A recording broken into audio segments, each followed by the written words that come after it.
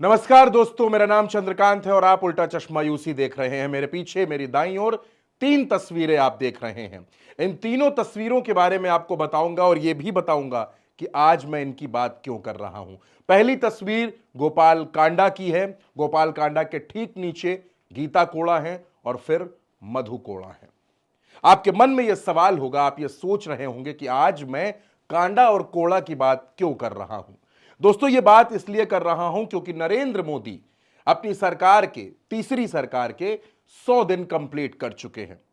नरेंद्र मोदी का जन्मदिन भी है, उनको जन्मदिन की बधाई। लेकिन बात मैं नरेंद्र मोदी के कार्यकाल की करूंगा। 2014 से लेकर अब तक नरेंद्र मोदी इस देश के प्रधानमंत्री हैं। नरेंद्र मोदी को अक्सर आपने सुना होगा कि वो भ्रष्टाचार पर हमला बोलते हैं, भ्रष्टाचार पर वार करते हैं। वो कहते हैं कि वो देश से भ्रष्टाचार को पूरी तरह से खत्म कर देंगे।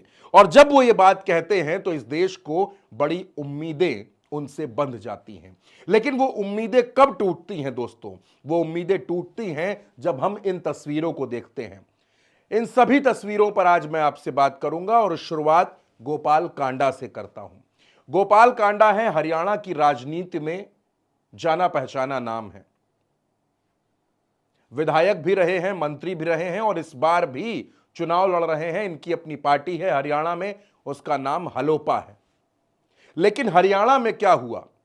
गोपाल कांडा आखिर भारतीय जनता पार्टी की इतनी बड़ी मजबूरी कैसे बन गए? आज मैं उस पर भी आपसे बात करूंगा। उससे पहले आप ये खबरें देखिए। सिरसा सीट से रोहतास जांगड़ा ने नाम लिया वापस, गोपाल कांडा को समर्थन। अब ये रोहतास जांगड़ा कौन है? रोहतास जांगड़ा सिरसा सीट से भारतीय जनता पार्टी के प्रत्याशी थे, नरेंद्र मोदी और अमित शाह के प्रत्याशी थे। लेकिन उन्होंने अपना नाम वापस ले लिया और उन्होंने अपना समर्थन गोपाल कांडा को दे दिया है। जब रोहतास जांगड़ा से यह सवाल पूछा गया कि आपने अपना नाम क्यों वापस लिया, तो उन्होंने कहा कि पार्टी नेतृत्व का मुझको आदेश था, इसके बाद मैंने नाम वापस ले लिया।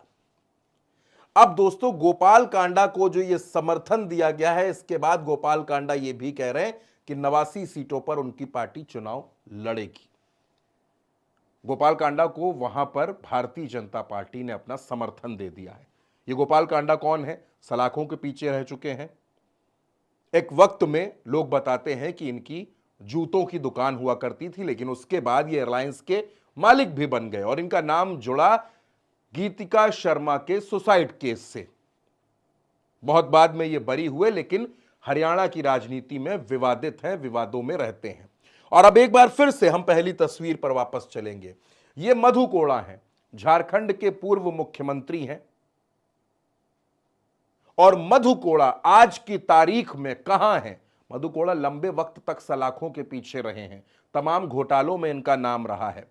मंच से भारतीय जनता पार्टी के नेताओं ने मधु कोड़ा को कोसा है, लेकिन आज मधु कोड़ा भारतीय जनता पार्टी के मंच पर हैं, भारतीय जनता पार्टी की चुनावी रैलियों में हैं।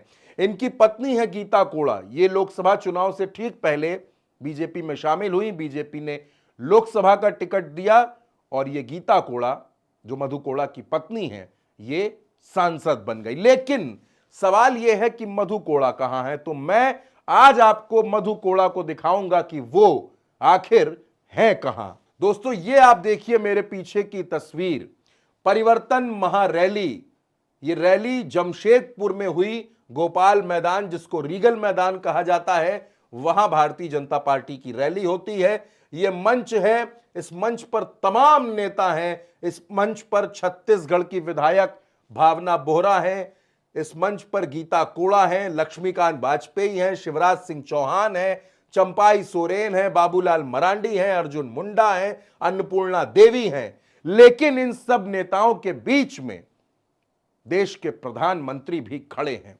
नरेंद्र मोदी आपको नजर आ रहे हैं लोगों का अभिवादन करते हुए, और आपको नजर आ रहे हैं मधु कोड़ा, गले में भगवा गमछा डाले हुए मधु कोड़ा, झारखंड के पूर्व मुख्यमंत्री, जिन पर कोयला स्कैम, आयरन स्कैम, न जाने कितने स्कैम्स के आरोप थे।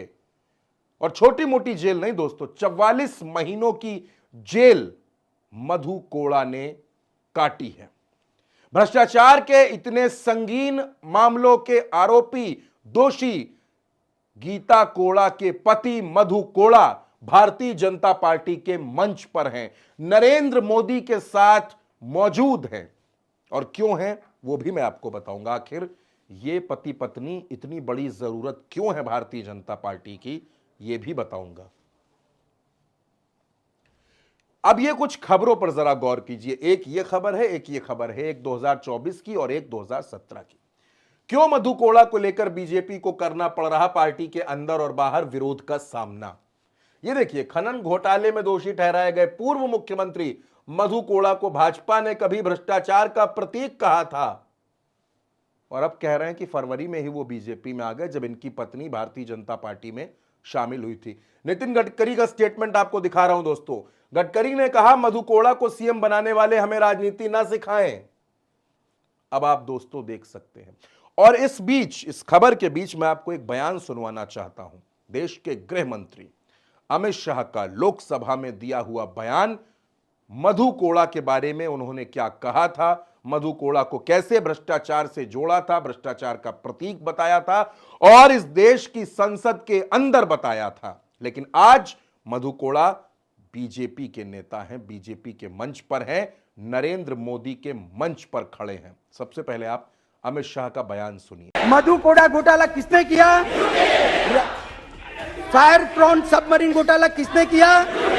अब दोस्तों सवाल फिर वहीं पर आता है कि आखिर गीता कोड़ा और मधु कोड़ा झारखंड में इतनी बड़ी जरूरत क्यों है।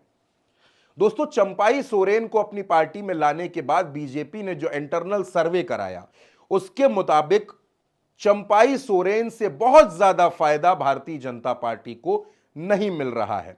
अब झारखंड की जो राजनीति है, जो संथाल और कोल्हान में बटी हुई है, कोल्हान में आदिवासियों में एक जाति है हो जाति, आदिवासियों के समाज की ही जाति है, उस जाति पर भारतीय जनता पार्टी का कमांड बेहद कमजोर है। लेकिन मधु कोड़ा और गीता कोड़ा, इन दोनों की पकड़ उस जाति पर मजबूत है। अब कोल्हान की उस पूरी बेल्ट में अगर भारतीय जनता पार्टी को हेमंत सोरेन को रोकना है, जो आज की तारीख में बहुत मुश्किल है। तमाम राजनीतिक विश्लेषक ये कहते हैं कि भारतीय जनता पार्टी आज की तारीख में सिर्फ हवाई चुनाव लड़ रही है। जमीन पर वो हेमंत सोरेन का मुकाबला, कल्पना सोरेन का मुकाबला नहीं कर पा रही है। अब चाहे उसके लिए बाबूलाल मरांडी को लगा लिया जाए, चंपाई सोरेन को लगा लिया जाए, अर्जुन मुंडा को लगा लिया जाए, ये सब मिलकर भी भारतीय जनता पार्टी को कामयाबी नहीं दिला पा रहे। इसलिए बीजेपी की मजबूरी बन गए मधु कोड़ा। भ्रष्टाचार का प्रतीक जिनको कहा गया, वो मधु कोड़ा भारतीय जनता पार्टी की मजबूरी है, नरेंद्र मोदी की मजबूरी है। और कोल्हान में भारतीय जनता पार्टी कितनी कमजोर है, इसको इस बात से भी समझिए कि पहले नरेंद्र मोदी की रैली वीडियो कॉन्फ्रेंसिंग के जरिए होनी थी, लेकिन नरेंद्र मोदी जानते थे कि कोल्हान में अपनी पार्टी को मजबूत करना, बीजेपी को मजबूत करना बहुत जरूरी है। इसलिए दोस्तों, एक लंबा सड़क मार्ग, बारिश के मौसम में एक लंबा सड़क मार्ग, तकरीबन 2 से सवा 2 घंटे तक सड़क मार्ग को पूरा करके नरेंद्र मोदी इस रैली में पहुंचे। क्यों? क्योंकि झारखंड में भारतीय जनता पार्टी बहुत कमजोर है। यानी भारतीय जनता पार्टी का, नरेंद्र मोदी का और उनकी सरकार का जो 100 दिन का जश्न है, उस पर कोड़ा और कांडा भारी पड़ रहे हैं दोस्तों। यानी वो नरेंद्र मोदी, वो भारतीय जनता पार्टी जो भ्रष्टाचार के मसले पर ढोल बजाकर यह ऐलान करते थे कि वो भ्रष्टाचारियों का कभी साथ नहीं देंगे, आज वो तमाम लोग भारतीय जनता पार्टी के मंच पर हैं। लेकिन हमको ये बात भी नहीं भूलनी चाहिए कि महाराष्ट्र में भी अजीत पवार पर तमाम हमले भारतीय जनता पार्टी ने बोले, लेकिन उसके बावजूद अजीत पवार महाराष्ट्र में महायुति अलायंस में शामिल हुए, डिप्टी सीएम बने। तमाम खबरें ऐसी आई कि जिन लोगों पर ऐसी जांचें थी, ईडी की, सीबीआई की, इनकम टैक्स की, वो जब भारतीय जनता पार्टी में शामिल हुए तो उनमें से ज्यादातर की वो जांचें बंद हो गई। और अब दोस्तों, अब यह तस्वीर कई बड़े सवाल खड़े करती है। यह तस्वीर पूछती है नरेंद्र मोदी से, यह तस्वीर पूछती है भारतीय जनता पार्टी से कि भ्रष्टाचार पर जो आपके तमाम दावे हैं, जीरो टॉलरेंस की नीति का आप बखान करते हैं, वो इस तस्वीर के सामने कहां खड़े हैं? सिर्फ इसलिए क्योंकि आपको झारखंड का रण जीतना है, सिर्फ इसलिए कि आप झारखंड में कमजोर हैं, इसलिए आपको भ्रष्टाचारियों से हाथ मिलाने में भी कोई गुरेज नहीं, और गोपाल कांडा जैसे नेताओं के सामने अपना प्रत्याशी वापस लेने में भी आप 1 मिनट का वक्त नहीं लगाते। दोस्तों, ये सवाल बेहद अहम है और हम ये भी जानते हैं कि इन तस्वीरों को देखकर आपके मन में भी सवाल खड़े हो रहे होंगे कि आखिर भारतीय जनता पार्टी का ये कौन सा चेहरा है। इस खबर पर आपकी जो भी राय हो नीचे कमेंट सेक्शन में जरूर बताइएगा और उल्टा चश्मा यूसी को सब्सक्राइब जरूर करिएगा। नमस्कार।